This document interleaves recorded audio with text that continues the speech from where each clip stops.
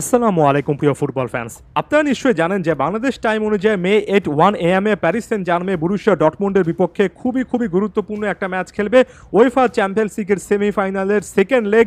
প্রথম লেগে কিন্তু প্যারিস সেন্ট জার্মে 1-0 গোলে পিছিয়ে আছে, তবে আমার কাছে মনে হয় যেহেতু তাদের ঘরের মাঠের খেলা, প্যারিস সেন্ট জার্মে যদি তাদের স্বাভাবিক খেলাটা খেলতে পারে, বিশেষ করে এমবাপে যদি জ্বলে উঠতে পারেন, তাহলে প্যারিস সেন্ট জার্মের জন্য এই 1-0 গোলের যে ডেফিসিট সেটা পূরণ করা খুব কঠিন কোনো ব্যাপার হবে না।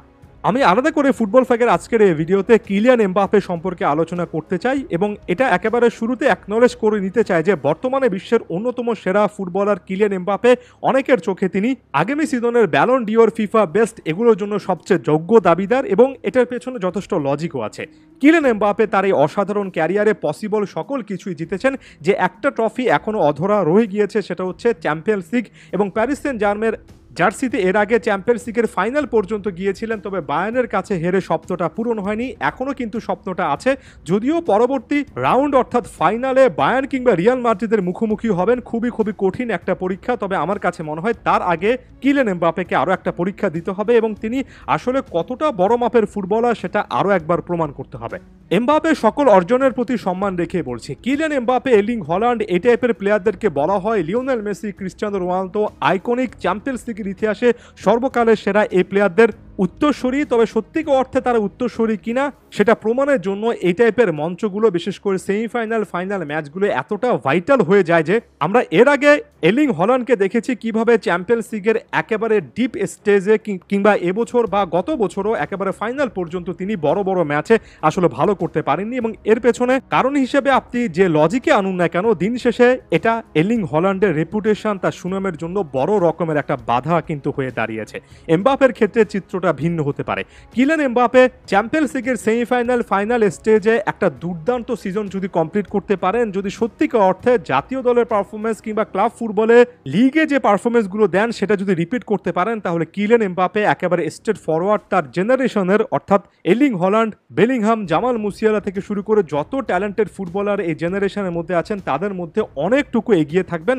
অনেকে তাকে এগিয়ে রাখেন, তবে যারা এখনো রাখতে পারছেন না তারা কিন্তু আর সুযোগটা পাবেন না। এবং তার চেয়ে বড় কথা, সত্যিকার অর্থে মেসি, রোনালদোদের উত্তরসূরি হতে হলে চ্যাম্পিয়ন্স লিগের সেমিফাইনাল ফাইনাল এই স্টেজগুলোতে দুর্দান্ত পারফর্ম করতে হবে।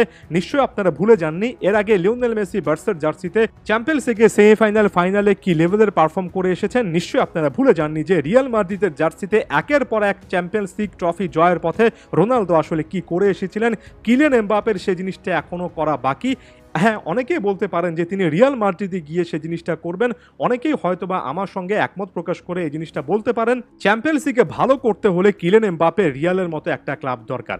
এখন রিয়ালের ক্ষেত্রে একটা জিনিস একেবারে স্পষ্ট, বার্সার যেখানে লিওনেল মেসি যাওয়ার পরে চ্যাম্পিয়ন্স লিগে আধিপত্য একেবারে থাকেনি, রীতিমতো তারা একের পর এক কম্পিটিশনে মুখ থুবড়ে পড়েছে। এমনকি এর আগের সিজনগুলোতে তো আসলে চ্যাম্পিয়ন্স লিগের নকআউট স্টেজ পর্যন্ত তারা যেতে পারেনি। সেই জায়গা থেকে রিয়াল মাদ্রিদ, রোনালদো যাওয়ার পরও কিন্তু চ্যাম্পিয়ন্স লিগে তাদের একটা আধিপত্য ধরে রেখেছে, কিংবা অন্তত কাছাকাছি পর্যায়ে আছে।